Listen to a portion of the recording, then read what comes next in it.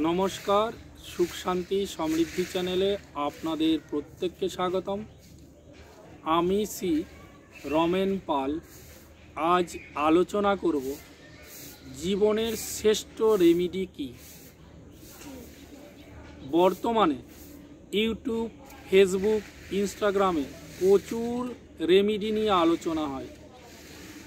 বিশেষ করে টোটকা নিয়ে খুব আলোচনা হচ্ছে এবং আমরা সবাই সেইটা খুব ভালো করে দেখছি বা করার চেষ্টা করছি।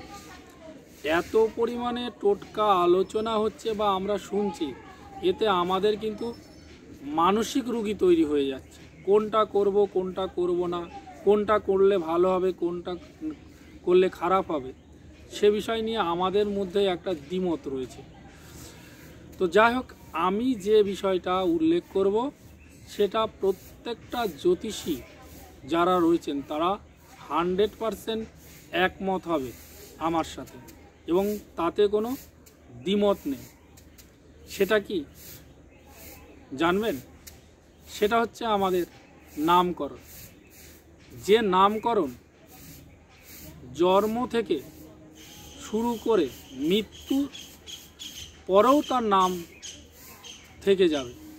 তো আপনারা কি চিন্তা করে দেখেছেন যে আমরা যে নামকরণ পেয়েছি বা নামকরণ সন্তানদেরকে দিচ্ছি, সেটা কি ঠিক হচ্ছে? এই নামকরণ যদি আপনারা সঠিকভাবে করতে পারেন, তাহলে আপনাদের জীবনের 50% প্রবলেম সলভ হয়ে যাবে। আগেকার দিনে নামকরণ করা হতো কোনো অভিজ্ঞ জ্যোতিষীদের দেখিয়ে, এবং ওই দিন ঠিক বর্তমানে যেমন অন্নপ্রাশন দেয়া হয়, ঠিক ওই দিনেও ঠিক একইভাবে লোকজনকে ডেকে তাদের সামনে নামকরণ করা হতো। যাই হোক, কালের প্রভাবে সেটা লীন হয়ে গেছে। তো আমি আপনাদেরকে অনুরোধ করব, আপনারা পারলে নিজেদেরকে এবং আপনার সন্তানদের বা ভবিষ্যতে যারা আছে তাদেরকে অভিজ্ঞ কোনো জ্যোতিষী দেখিয়ে নামকরণ করার চেষ্টা করুন। তাহলে আপনাদের বা আগামীতে যারা আছে তাদের জীবনের 50% যে প্রবলেম সেটা সলভ হয়ে যাবে।